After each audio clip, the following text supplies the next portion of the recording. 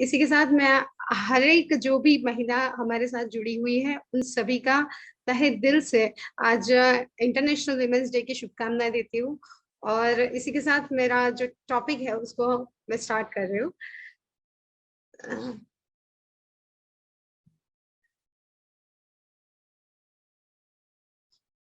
आज women's day है और एक पंक्ति मुझे याद आ रही है। यत्र नारस्तु पूज्यन्ते रमन्ते तत्र देवताः। जहाँ पे नारी का सम्मान है वहां पे खुद देवता भी रमन करना चाहते हैं। और इसी मौके पर मैं खास बोलना चाहूंगी कि जो देश तभी तरक्की कर सकता है जब महिलाओं या फिर लड़कियां जो है वो विज्ञान के क्षेत्र से जुड़ती है, तभी एक देश की तरक्की होनी पॉसिबल है। और आज मैं जरूर ये कहना चाहूंगी कि जो विमेंस होती है वो सिर्फ एक घर को नहीं संवारती, वो बहुत सारे घरों को संवारने के लिए सक्षम है और वो कर सकती है अगर उनको थोड़ा सपोर्ट मिले तो। और ये सपोर्ट आज मुझे तो मिला है, मगर अगर हम कोशिश करें तो बहुत सारी लेडीज को ये सपोर्ट मिल सकता है और हम बहुत आगे बढ़ सकते हैं। ये जो सर ने बोला कि यूनाइटेड नेशंस ने ये वुमेन्स डे की शुरुआत की थी, मगर आज का जो थीम है वो बेसिकली जेंडर इक्वालिटी के बारे में है। जो हर साल यूएन नेशन जो होता है वो हर साल कुछ न कुछ थीम बेस्ड सेलिब्रेशन करता है, और आज का जो थीम है वो है जो जेंडर इक्वालिटी होती है। और हर बार हमारा ट्यूसडे का सेशन हो या फिर फ्राइडे का सेशन हो, उसमें हम शपथ लेते हैं कि हम कभी भी जाति को लेकर या जेंडर को लेकर कभी भेदभाव नहीं करेंगे। और वही दिखाता है कि हम जो काम कर रहे हैं वो यूएन नेशन के साथ एज वेल एज हर एक महिला को और जो भी हमारे साथ काम कर रहे हैं उनके साथ लेके काम कर रहे हैं। तो इसी के साथ मैं सारे फाउंडर्स जो एमसीएल के फाउंडर्स है, Meera ma'am, Shyam sir, Lavish sir, Prachi ma'am, Mangesh sir, उन सभी को तहे दिल से शुक्रिया अदा करना चाहूंगी कि उन्होंने मुझे ये प्लेटफॉर्म दिया। पूरे Visnagar farmer producer company limited की ओर से, पूरे परिवार की ओर से मैं आपको धन्यवाद करना चाहूंगी। अगर मैं एकेडमिक बैकग्राउंड की बात करूं तो मैंने मेरा graduation Maharaja Sayajirao university of Baroda से 2 गोल्ड मेडल के साथ और 2 प्राइजेस के साथ कंप्लीट किया है। उसी के बाद मैंने उसी यूनिवर्सिटी से पोस्ट ग्रेजुएशन 3 गोल्ड मेडल के साथ कंप्लीट किया है। और टीआईएफआर में से मैंने मेरा प्रोजेक्ट वर्क और IPR institute of plasma research Gandhinagar से मैंने मेरा प्रोजेक्ट वर्क कंप्लीट करके सबमिट किया है। ज्यादा टाइम न लेते हुए मैं डायरेक्टली पॉइंट पे आना चाहूंगी। मेरा जो विजन और मिशन एक ही रहा है पहले से कि जो भी करो, एक्चुअली हमारे आसपास बहुत सारे बच्चे ऐसे होते हैं कि जो अभी भी लेबर चाइल्ड की तरह काम करते हैं। तो उनके हाथ में कुछ काम का नहीं, मगर एक्चुअली उनके हाथ में कुछ किताबें होनी चाहिए, वो मेरा ऐसा मानना है। और इसीलिए मैं हमेशा बोलती हूँ कि विद्या अत्र तत्र सर्वत्र, हर जगह पे विद्या होनी जरूरी है, तभी आगे हमारा देश आ सकता है। साथ ही साथ महिलाओं को भी एम्पावर करना ये एक बहुत बड़ी जिम्मेदारी है और हमें वो लेनी भी चाहिए। और 2016 में जब मुझे पहली बार, ये मेरा लाइफ चेंजिंग मोमेंट था, जब पहली बार मैं मीडिया के सामने आई थी, तब मुझे वही क्वेश्चन पूछा गया था कि what will you do in your future. तो उस टाइम पे अनायास मेरे दिमाग से वही निकला कि मैं जो भी करूंगी वो मानव कल्याण के लिए करूंगी। और ये वर्ड्स को फुलफिल करने के लिए मैंने काम करना शुरू किया। मगर कैसे चेंजेस आए मेरी लाइफ में, I will definitely share with you. So ये जो है nuclear energy to green energy जो ट्रांजिशन जो मेरा हुआ है, उसका जो पूरा जो ट्रांजिशन हुआ उसको मैं डेफिनेटली आपके साथ शेयर करना चाहूंगी। मगर सबसे पहले हमें पता होना चाहिए कि ये न्यूक्लियर एनर्जी होती क्या है। और उससे पहले हमारे देश में फ्रीडम से पहले, हम जब आजाद नहीं हुए थे उससे पहले, जो इरिगेशन मेथड थी, या फिर हम बोल सकते हैं कि एग्रीकल्चर के लिए हम लोग एनिमल्स, पशु, या फिर जो मैन फोर्स है उसी का यूज करके हम इरिगेशन और एग्रीकल्चर में हमारा काम करते थे। साथ ही साथ बिजली का तो उस टाइम पे कोई नामो निशान नहीं था। मगर 1885 में जब पहली बार एक पायलट प्रोजेक्ट, हम बोल सकते हैं जैसे अभी हमारा पायलट प्रोजेक्ट जैसे है कोलाड में, वैसे ही उस टाइम पे 19th सेंचुरी में 1885 में पहला पायलट प्रोजेक्ट था जो एस्टेब्लिश हुआ था कोलकाता में। और वहां पे फर्स्ट टाइम बिजली का जनरेशन कैसे होता है उसको शुरू किया था। और उसका जो जनरेशन था वो भी कोल, माने कि कोयले से शुरू हुआ था। मगर उसके बाद ज्यादा से ज्यादा इन्वेंशन इंग्लैंड की कंट्री में होने की वजह से, और जो भी स्टीम इंजन है उसका भी इन्वेंशन हो चुका था उसके बाद। और उसी के बाद 1900 की साल में वहाँ इलेक्ट्रिसिटी का जनरेशन शुरू हुआ। और उसके बाद हमारा जो अभी मुंबई है उसमें उस टाइम पे जो इलेक्ट्रिसिटी का जनरेशन फर्स्ट टाइम कॉमर्शियली हो सके उसके लिए एक प्लांट शुरू किया। और उसके बाद 1905 में हमारे फर्स्ट फर्स्ट टाइम हमारे वहां पे ट्राम सर्विस की शुरुआत हुई थी। और ये जो सर्विस है इससे हम इलेक्ट्रिसिटी का ज्यादा से ज्यादा यूज करने लगे। मगर ये जो सारा जनरेशन जो होता था इलेक्ट्रिसिटी का, उसमें हम सबसे ज्यादा अमाउंट में अगर यूज करते थे तो वो है कार्बन, या फिर मैं बोल सकती हूँ कोयले का। तो ये कोयले से ही हम बहुत सारा एनर्जी को बनाते थे उस टाइम से। और आज की तारीख में भी अगर मैं बात करूं तो आज भी हम जो इलेक्ट्रिसिटी का जो जनरेशन करते हैं वो मैक्सिमम हम कोयले से करते हैं। ये आप इस चार्ट से देख सकते हो कि आज की तारीख में हम जो एनर्जी का प्रोडक्शन कर रहे हैं वो भी मैक्सिमम कोयले से हो रहा है। वो करीब करीब 52% जितना हम एनर्जी का जो प्रोडक्शन करते हैं वो कोल से करते हैं। और बाकी का जो है फॉसिल फ्यूल जो बहुत सारे हैं, हम लोग ऑलरेडी अवेयर है because we all are in this field. So उससे भी हम इलेक्ट्रिसिटी का जनरेशन करते हैं। और हवा, हाइड्रो से, पानी से और सोलर एनर्जी से भी हम एनर्जी का प्रोडक्शन करते हैं। मगर एक नया वर्ड है जो न्यूक्लियर एनर्जी, जो बहुत सारे लोग इससे शायद से अवेयर नहीं होंगे। मगर न्यूक्लियर एनर्जी से भी हम करीब करीब 2% जितना इलेक्ट्रिसिटी को टोटल बनाते हैं, उसका जनरेशन करते हैं। अब ये जो इलेक्ट्रिसिटी वर्ड जो है, ये जो न्यूक्लियर एनर्जी से जो इलेक्ट्रिसिटी बनती है, मगर न्यूक्लियर एनर्जी बेसिकली होती क्या है? तो इसकी शुरुआत अगर किसी ने की है तो वो है एक लेडी ही है। और उनका नाम है मैडम मैरी क्यूरी। तो ये मैरी क्यूरी जो मैम है उन्होंने ये शब्द का निर्माण किया था। और उन्होंने रेडियो एक्टिविटी शब्द दिया था। अब ये जो रेडियो एक्टिविटी से रिलेटेड है रेडिएशन। रेडिएशन शब्द हम तभी सुनते हैं जब हमारे आसपास बहुत, हमारे कोई ना कोई रिलेशन में या फिर फ्रेंड्स में, सर्कल में कोई ना कोई तो पर्सन होता है जो शायद से कैंसर से पीड़ित हो, और उसके लिए हम रेडिएशन थेरेपी करवाते हैं। तो उस टाइम पे हम ये शब्द सुनते हैं। और ये जो रेडिएशन शब्द है वो उस टाइम पे मैडम क्यूरी ने दिया था। और इसी के लिए उनको डिस्कवर किए थे उन्होंने दो एलिमेंट्स, और इसीलिए उनको नोबेल प्राइज मिले गए थे। और यही एक एक में वह ऐसी महिला है कि जिनको दो नोबेल प्राइजेस मिले हैं अलग अलग फील्ड के लिए। उन्होंने वर्ल्ड वॉर 1 में भी काम किया था। उन्होंने मोबाइल बोल सकते हैं कि मोबाइल रेडियोग्राफी यूनिट्स भी उन्होंने उस टाइम पे शुरू किया था। और उसके बाद ये जो रेडिएशन है वो आप देख सकते हो रेडिएशन होता क्या है। तो एक छोटा सा न्यूक्लियस होता है एटम जैसा, उसमें से बहुत एनर्जी रिलीज होती है, छोटे छोटे कण उसमें से निकलते रहते हैं। तो उस टाइम पे जो ऊर्जा निकलती है उसी का यूज करके जो इलेक्ट्रिसिटी जनरेट होती है, उसी का जो आइडिया दिया है ये सर ऑटो हान और लिज मेटनर, ये दोनों ने दिया है। ये साइंटिस्ट ने 1912 में 1912 में उन्होंने बताया था कि जो रेडिएशंस, जो अगर कोई एक पार्टिकल है उसमें बहुत ही ज्यादा अमाउंट में ऊर्जा है, तो उसमें से अगर कण निकलते रहेंगे तो उसमें से हम एनर्जी का निर्माण कर सकते हैं। और वो एनर्जी इतनी ज्यादा होती है कि उससे हम इलेक्ट्रिसिटी को भी जनरेट कर सकते हैं।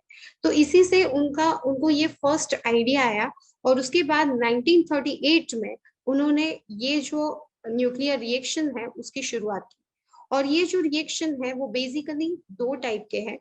तो फर्स्ट जो रिएक्शन है वो परमाणु विखंडन है। अब हम सब जानते हैं कि विखंडन का अर्थ क्या होता है, खंडन करना। जैसे कि यहाँ पे हम जो पार्टिकल यूज करते हैं उसका नाम है यूरेनियम। ये यूरेनियम जो होता है उसके ऊपर छोटा सा कण, छोटा माने कि हम देख भी नहीं सकते, माइक्रोस्कोप में भी इवन नहीं देख सकते, उतना छोटा कण न्यूट्रॉन उसको उसके ऊपर इम्पार्ट करने से, उसके ऊपर बॉम्बार्ड करने से उसमें से छोटे छोटे पार्टिकल्स निकलते हैं, और वो जो पार्टिकल निकलता है वो ही न्यूट्रॉन ही होता है। अब ये जो 3 न्यूट्रॉन होते हैं वो बाकी रिएक्शन करते हैं, तो इस तरीके से रिएक्शन जो होता है वो बढ़ता ही जाता है। एक न्यूट्रॉन से 3 दूसरे छोटे पार्टिकल बनेंगे, वो 3 से और ज्यादा 3 3 ऐसे करते करते 9 बन जाएंगे। तो इस तरीके से रिएक्शन होता है, और ये जो रिएक्शन है उसी को हम बोलते हैं विखंडन। इसमें यूरेनियम शब्द यूज करते हैं हम, और ये यूरेनियम जो शब्द है वो एक तत्व का नाम है, और इसी का हम यूज करते हैं। और ये जो रिएक्शन है वो कंट्रोलेबल है, मतलब कि अगर हमने न्यूट्रॉन को ज्यादा दिया तो यूरेनियम का जनरेशन ज्यादा होगा और इसी से इलेक्ट्रिसिटी ज्यादा बनेगी। अगर न्यूट्रॉन को हम कम कर देते हैं तो इलेक्ट्रिसिटी कम बनेगी। तो ये इस तरीके से ये जो रिएक्शन है वो कंट्रोलेबल है, और इसीलिए ये रिएक्शन का हम यूज करते हैं न्यूक्लियर पावर स्टेशन में। और न्यूक्लियर पावर स्टेशन में ये रिएक्शन को यूज करके हम इलेक्ट्रिसिटी को जनरेट करते हैं। और इसी के साथ दूसरा भी एक रिएक्शन है, that is nuclear fusion reaction, उसको हम बोलते हैं परमाणु संलयन। ये जो परमाणु संलयन प्रोसेस है उसमें दो पार्टिकल्स को हम इकट्ठा करते हैं, और कुदरती तरीके से वो दोनों अस्थायी होने की वजह से एक दूसरे से अलग हो जाते हैं। और जब वो अलग होते हैं उस टाइम पे बहुत ही ज्यादा अमाउंट में एनर्जी रिलीज होती है, और वो जो एनर्जी होती है उसको हम कंट्रोल नहीं कर सकते, वो अनकंट्रोलेबल होता है। एनर्जी है उसका हमने प्रतिफल देखा हुआ है, उसका जो रिजल्ट है वो बहुत ही खतरनाक होता है। जो 1945 में यूएसए ने जो नागासाकी हिरोशिमा जो जापान के 2 स्टेट्स है उसके ऊपर जो बॉम्ब गिराए थे, उसकी प्रॉब्लम आज की तारीख में भी वो लोग फेस पे देख सकते हो कि जो लाइफ आफ्टर न्यूक्लियर बॉम्ब, मतलब कि आज की जनरेशन वहां पे आज भी जो बच्चे जन्म लेते हैं उनके आज भी वो लोग जेनेटिकली डिसीज के साथ जन्म लेते हैं, क्योंकि आज की तारीख में भी वहां पे वो जो रेडिएशन है उसकी मात्रा सबसे ज्यादा है वहां की हवा में। और इसीलिए ये बहुत ही खतरनाक है। और उसके बाद वो जो वॉर था 1945 में, वो वर्ल्ड वॉर 2 खत्म हो गया था। और क्योंकि ये जो न्यूक्लियर बॉम्ब था उसने पूरे जापान को हिला दिया था। सिर्फ जापान ही नहीं, फर्स्ट टाइम पूरे वर्ल्ड को दिखाया था कि ये जो न्यूक्लियर बॉम्ब है वो बहुत ही खतरनाक हो सकता है। और इससे हमारे जो रिएक्टर्स है वो कैसे कार्यरत होते हैं। तो हमारे इंडिया में टोटल 7 न्यूक्लियर पावर प्लांट्स आज की तारीख में है, और उसमें से 22 न्यूक्लियर रिएक्टर्स जो है वो आज की तारीख में वो ऑपरेशन में है, और उसमें से हम बहुत ही ज्यादा अमाउंट में इलेक्ट्रिसिटी को जनरेट करते हैं। अब ये जो रिएक्टर्स है उसको चलाने के लिए हमें फ्यूल चाहिए, जैसे हमें गाड़ी के लिए फ्यूल चाहिए वैसे ही इसको भी चलाने के लिए फ्यूल चाहिए, और उसका नाम है यूरेनियम। तो वो हमें कहाँ से मिलता है, तो मैक्सिमम वो हमें रशिया से मिलता है, और दूसरी भी कंट्री है जैसे कि कनाडा, उन सभी से हमें ये न्यूक्लियर फ्यूल मिलता है, मगर उसके लिए हमें बहुत ही ज्यादा अमाउंट में उनको पैसे हमारी जो कमाई है उनको देनी पड़ती है, तभी हमें वो फ्यूल मिलता है। और उसको हमने जो हमारे वहां पे थोरियम फ्यूल अवेलेबल है उसको भी हम यूज करके रिएक्टर्स को चलाते हैं। मगर ये जो थोरियम है उसको हमें प्योरीफाई करना पड़ता है, उसको शुद्धिकरण करना पड़ता है, और फिर उसको हम एज ए फ्यूल रिएक्टर के अंदर यूज कर सकते हैं। मगर वो बहुत डिफिकल्ट प्रोसेस है, इसीलिए गवर्नमेंट डायरेक्टली यूरेनियम को इम्पोर्ट करके ही यूरेनियम से ही रिएक्टर्स को चलाना ज्यादा कन्वीनियंट समझती है। तो ये जो रिएक्टर्स है आप यहाँ पे देख सकते हो कि ये सबसे पहला हमारा रिएक्टर है जो एशिया का ही नहीं बल्कि पूरे हमारे इंडिया और एशिया दोनों का सबसे पहला रिएक्टर है, और उसका नाम है अप्सरा। ये इसका जो कार्य निर्माण है, इसकी जो जो भी भूमिका है वो हमारे लिए बहुत ही बड़ी थी, बिकॉज पूरे एशिया में इंडिया को नंबर 1 पोजीशन पे लाना इन न्यूक्लियर रिएक्टर, ये जो पूरी नई फील्ड थी, इसके बारे में आज की तारीख में भी बहुत सारे लोगों को इसके बारे में नहीं पता होता है। उस टाइम पे 1956 जस्ट हमने आजादी प्राप्त की थी, उसके बाद तुरंत ही इसका निर्माण किया, तो हम बोल सकते हैं कि हम भारतीय किसी से कम नहीं है। तो that is why I am saying कि 4 अगस्त 1956 को हमारा सबसे पहला न्यूक्लियर रिएक्टर का निर्माण हुआ था, और इसकी जो भूमिका है वो भाभा एटॉमिक रिसर्च सेंटर से उन्होंने ये कार्यरत किया हुआ था। अब ये जो रिएक्टर्स होता है उसकी डिजाइन कुछ इस तरीके से होती है। अगर आप गूगल पे सर्च करोगे तो ऐसी डिजाइन आपको नहीं मिलेगी, वो कुछ और तरीके से बताएंगे। मगर क्योंकि वो इसलिए वो ऐसा दिखाते हैं क्योंकि यहाँ पे आप देख सकते हो कोल्ड स्टोरेज टैंक, ये जो ये जो इसकी भूमिका है वो कहीं गूगल पे इतना सर्च, बहुत सर्च करने के ऊपर आपको ये मिलेगा। बाकी फर्स्ट आप अगर डालते हो सर्च के लिए न्यूक्लियर रिएक्टर्स, तो आपको ये पिक्चर नहीं मिलेगा। बिकॉज उसका रीजन है कि बहुत सारी जानकारी आपसे छुपाई जाती है। बिकॉज कोल्ड स्टोरेज टैंक जो है उससे हम कोयले को जला के ये रिएक्टर्स को ऑपरेट करते हैं। और कोयले को जला के हम जब ऑपरेट करते हैं तो उससे हमें पता है कि कोयले को जलाने से ऑक्सीडेशन होता है और उससे कार्बन डाइऑक्साइड का निर्माण होता है। और वो कार्बन डाइऑक्साइड को विदाउट एनी प्रोसेस उसको डायरेक्टली हम हवा में छोड़ देते हैं। तो ये जो प्रोसेस है वो थोड़ी क्रिटिकल भी है। और साथ ही साथ ये जो ऑलरेडी आपने परमाणु विखंडन जो प्रोसेस देखी, वो रिएक्शन की प्रोसेस इसमें होती है। और ये रिएक्शन इतना हैवी अमाउंट में होता है, इतना ज्यादा होता है कि उससे इतनी ज्यादा अमाउंट में एनर्जी प्रोड्यूस होती है कि इसके लिए हमें बहुत बड़े बड़े कूलिंग टावर को जनरेट करना पड़ता है, उसको एस्टेब्लिश करना पड़ता है। क्योंकि वहां से पानी की वेपर निकलती है और पानी की वेपर होके वहां पे बाहर आती है। तो इसी तरीके से ये पूरा न्यूक्लियर रिएक्टर चलता है और उसमें से जो बिजली बनती है उसको हम लोग यूज करते हैं। और ये जो रिएक्टर्स है इसमें हम जितना अमाउंट में कोयले का यूज करते हैं, वो आप देख सकते हो। ये जो डेटा है वो कोल मंत्रालय से ही ये उसकी वेबसाइट पे ही अवेलेबल है। तो आप देख सकते हो कि 2020 से 21 में ही हमने 691 मिलियन टन जितना कोयला अगर जला दिया है, तो उसमें से कार्बन डाइऑक्साइड कितना जनरेट होगा वो हम सोच भी नहीं सकते, कितने million tonne carbon dioxide generate होगा। और उसके सामने हम लोग बहुत सारे जो ट्री है, जो हमारी ग्रीनरी है, उसको स्पॉइल करके हम कुछ और ही निर्माण कर रहे हैं। तो ये पूरा इम्बैलेंस हो गया है और इसी की वजह से आज बहुत सारे किसान जो है वो फेस कर रहे हैं, क्योंकि उनको बारिश जो मिलनी चाहिए वो सीजन में नहीं मिलती और ऑफ सीजन मिलती है। तो वो बहुत ही ज्यादा परेशान है because of this global warming. और अगर मैं बात करूं तो न्यूक्लियर एनर्जी के एडवांटेजेस क्या है, तो उसके जो एडवांटेजेस है दैट इज कि वो बहुत ही ज्यादा अमाउंट में पावर देता है। अगर 1 किलो यूरेनियम भी हम यूज करते हैं तो वो पूरे एक मंथ के लिए एक सिटी को चलाने के लिए इनफ एनर्जी प्रोवाइड करता है। मगर वो जो एनर्जी है वो बहुत ज्यादा होती है और इसी के लिए हमें जो रिएक्टर है वो बहुत सेफ्टी वाला एस्टेब्लिश करना पड़ता है और उसके लिए हमें बहुत ज्यादा अमाउंट में इन्वेस्टमेंट भी करना पड़ता है। और साथ ही साथ ये जो एनर्जी होती है वो रिलायबल एनर्जी सोर्स है, जितना आप फ्यूल डालोगे उतनी एनर्जी तो प्रोड्यूस होनी ही वाली है। और ये रिएक्टर्स 24/7 चलते हैं। साथ ही साथ इसमें से बहुत ही ज्यादा न्यूक्लियर जो एनर्जी है, एनर्जी का निर्माण होता है, इलेक्ट्रिसिटी जनरेट होती है। और कोई भी देश को अगर इकोनॉमिकली ग्रो अप होना है या फिर ऑन द प्लेटफॉर्म अगर किसी दूसरे देश के साथ कंपैरिजन में बैठना है, तो ये एनर्जी कंपैरिजन के लिए बहुत ही फायदेमंद रहती है। मगर हर तरह से हम देख सकते हैं कि अगर हर सिक्के के दो पहलू होते हैं, तो अगर इसके एडवांटेजेस है तो उसके सामने उसके डिसएडवांटेज भी है। और न्यूक्लियर एनर्जी का जो डिसएडवांटेज है, वो सबसे बड़ा डिसएडवांटेज अगर मैं बोल सकती हूँ तो वो ये है कि वो रिन्यूएबल नहीं है। आप सभी को यही बताया जाता है कि nuclear energy is renewable, but it is not renewable. वो क्यों रिन्यूएबल नहीं है? बिकॉज आपने जैसे रिएक्शन में ही देखा कि यूरेनियम को अगर हम उसको डिवाइड करते हैं, उसको रिएक्शन होने के बाद वो यूरेनियम बचता ही नहीं है, वो यूरेनियम से कुछ और ही बन जाता है।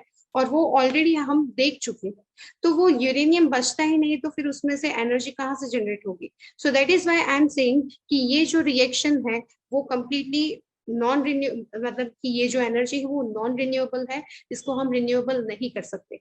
साथ ही साथ इसका सबसे अगर डिसएडवांटेज है तो वो ये है कि इसमें से जो यूरेनियम हम यूज करते हैं वो उसकी हाफ लाइफ टाइम, ये टेक्निकल वर्ड है मगर उसको मैं सिंपल लैंग्वेज में बोलूं तो उसका जो जिंदा रहने का जो ड्यूरेशन है वो 700 मिलियन ईयर्स तक।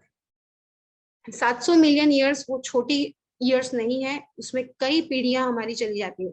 तो अगर हम आज जो भी यूज कर रहे हैं उसका उसकी इम्पैक्ट, उसकी असर हमें 700 मिलियन ईयर्स तक दिखने वाली है। तो आज जो जापान में जो प्रॉब्लम हुआ है उसकी डेफिनेटली उसकी जो इफेक्ट है वो आने वाले कई लाखों ईयर्स तक उसकी इफेक्ट रहने वाली है। साथ ही साथ ये न्यूक्लियर पावर स्टेशन बहुत ही एक्सपेंसिव होता है क्योंकि उसको स्टेब्लिश करने में बहुत ही पैसे चाहिए।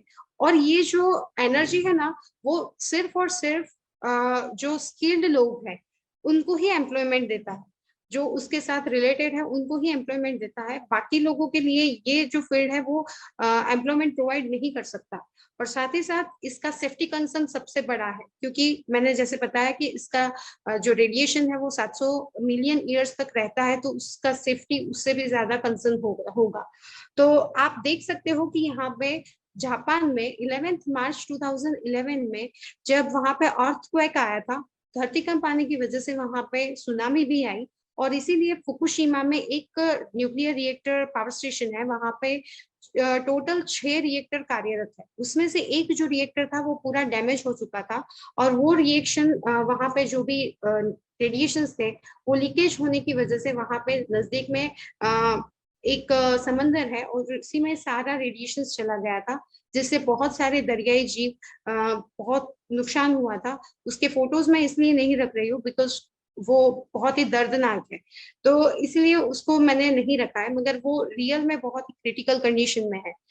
साथ ही साथ मेरा जो ट्रांजिशन हुआ जो न्यूक्लियर टू ग्रीन एनर्जी वो कैसे हुआ, तो उसके लिए मैंने एक्चुअली कोरोना उसके लिए जिम्मेदार है बिकॉज कोरोना के टाइम पे जैसे सर ने बताया है, तो उसको मैं ज्यादा टाइम न लेते हुए मैं डायरेक्टली पॉइंट पे आऊंगी कि ये जो एमसीएल है ये बेसिकली क्यों वैल्यूएबल है, because it is giving the solution of this all problem.